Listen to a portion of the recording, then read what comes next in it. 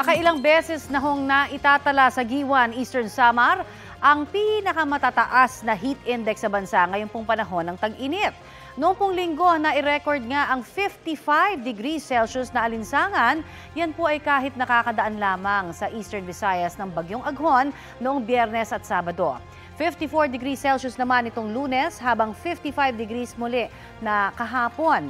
Paliwanag po ng Pag-asa, posibleng nawala ang kaulapan sa Giwan kasabay po yan ng paglagpas ng bagyo sa lugar.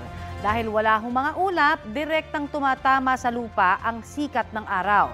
Paalala po ng Pag-asa, kahit na panaka-naka na ang pag-ulan, normal pa rin pong makadama ng matinding init sa Pilipinas dahil unang-una, tropical country po ito. Ngayon pong araw, posibleng sumampa ngayong araw sa 53 degrees Celsius ang heat index sa Giwan ayon sa Pag-asa. Kung sakali, ito na ho ang ika-4 na sunod na araw na makakaranas ang nasabing bayan ng extreme danger level na heat index.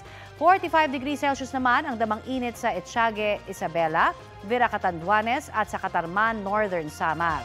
44 degrees Celsius sa Lawag, Ilocos Norte, Dagupan, Pangasinan, Tuguegarao, Cagayan, Sangli Point, Cavite, Tacloban, Leyte at sa Butuan, Agusan del Norte. Posible namang umabot sa 42 hanggang 43 degrees Celsius ang heat index sa ilang panig ng bansa. Kapuso, para sa mga maiinit na balita, mag-subscribe sa GMA Integrated News sa YouTube. Sa mga kapuso naman abroad, subaybayan nyo kami sa GMA Pinoy TV at sa www.gmanews.tv.